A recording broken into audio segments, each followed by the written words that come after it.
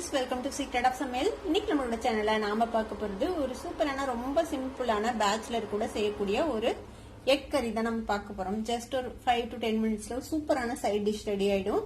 Chapati, rice எல்லாத்துக்குமே சூப்பரா இருக்கும் இந்த எக் கறி.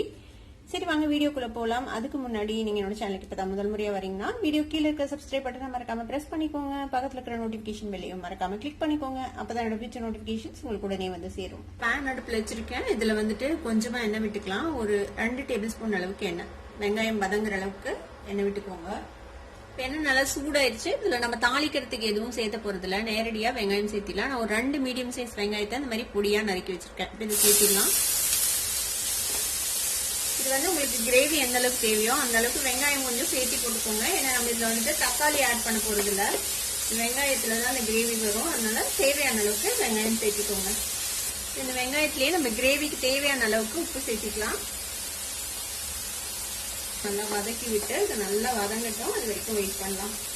ரொம்ப கோல்டன் ப்ரௌன் ஆகணும்னு அவசியம் இல்லை. லேசா ஒரு ப்ரௌன் டிண்ட் வர வரைக்கும் வெயிட் பண்ணலாம். லேசா வெங்காயம் வந்துட்டு ப்ரௌன் கலர் வந்திருக்கு. இந்த ஸ்டேஜ்ல 2 பச்சை மிளகாவை லேசா கீறி வச்சிருக்கேன், அதையும் சேர்த்திக்கோங்க. கொஞ்சமா கருவேப்பிலை சேர்த்திக்கலாம். இது கூடவே 1 டீஸ்பூன் அளவுக்கு இஞ்சி பூண்டு விழுது சேர்த்திக்கலாம்.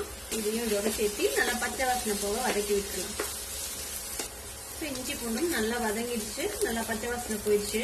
இப்போ நம்ம இதுக்கு தேவையான மசாலா எல்லாம் சேர்த்திக்கலாம். மசாலாஸ் வந்து ரொம்ப ரொம்ப சிம்பிள் தான். கொஞ்சமா மஞ்சள் தூள் சேர்த்திக்கோங்க, ஒரு 1/4 டீஸ்பூன் அளவுக்கு. மிளகாய் தூள் ஒரு 1 டீஸ்பூன் அளவுக்கு சேர்த்திக்கலாம். இதோட சேர்த்து மிக்ஸ் பண்ணி விட்டுலாம். எண்ணெயில லைட்டா வதக்கிட்டு கொஞ்சமா தண்ணி சேர்த்திக்கோங்க. இப்ப இன்னொரு 1/4 கப் அளவுக்கு தண்ணி விட்டுக்கலாம்.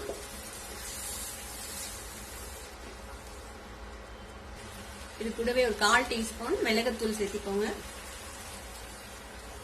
1/4 டீஸ்பூன் கரம் மசாலா பொடி.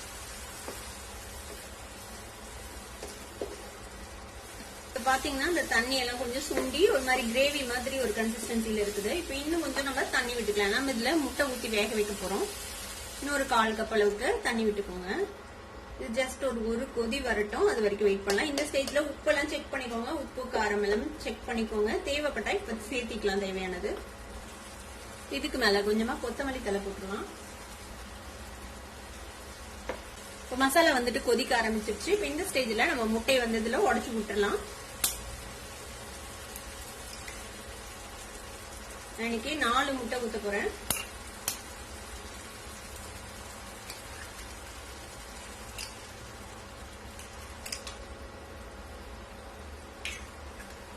இப்போ ஃப்ளேமை நல்லா லோ பண்ணி வச்சு கொஞ்ச நேரம் மூடி வச்சிடலாம். ஒரு 2-3 நிமிஷம் இது எப்படியும் வேகட்டும்.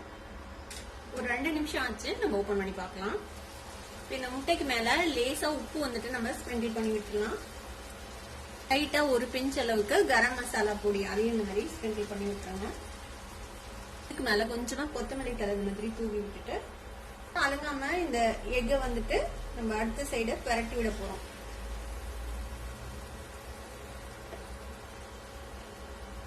இந்த மாதிரி இப்படியே டர்ன் பண்ணி விட்டுருங்க.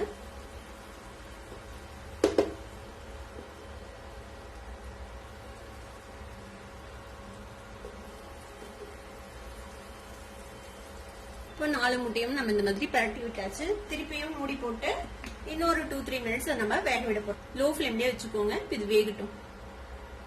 இப்போ இன்னொரு 3 மினிட்ஸ் ஆச்சு, நம்ம ஓபன் பண்ணி பார்க்கலாம். பாருங்க, சூப்பரா நம்மளோட முட்டை வந்துட்டு நல்லா வெந்துருச்சு. அவ்வளவுதான், குயிக்கா ரெடி ஆயிடுச்சு. ஜஸ்ட் ஒரு 5 to 10 மினிட்ஸ்ல நீங்க சூப்பரான சைட் டிஷ் செஞ்சிடலாம். இப்போ இது ரெடி ஆயிடுச்சு, அடுப்பை ஆஃப் பண்ணிடலாம். நம்ம சூப்பரான ஒரு எக் கறி ரெடி ஆயிடுச்சு. ஒரு பேச்சுலர் ஸ்டைல் எக் கறி அப்படின்னு சொல்லலாம். கண்டிப்பா ட்ரை பண்ணி பாருங்க. கண்டிப்பா உங்க எல்லாத்துக்குமே பிடிக்கும். ட்ரை பண்ணி பார்த்துட்டு எப்படி இருந்தது அப்படின்னு கமெண்ட்ஸ்ல ஃபீட்பேக் கொடுங்க. இந்த வீடியோ உங்களுக்கு பிடிச்சிருந்ததுன்னா சப்ஸ்கிரைப் பண்ணுங்க. பக்கத்துல இருக்க பெல் ஐகானை கிளிக் பண்ணுங்க. அப்பதான் என்னோட ஃபியூச்சர் நோட்டிபிகேஷன்ஸ் உங்களுக்கு உடனே வந்து சேரும். லைக் பண்ணுங்க, ஷேர் பண்ணுங்க. தேங்க்யூ ஃபார் வாட்சிங் திஸ் வீடியோ. Bye by.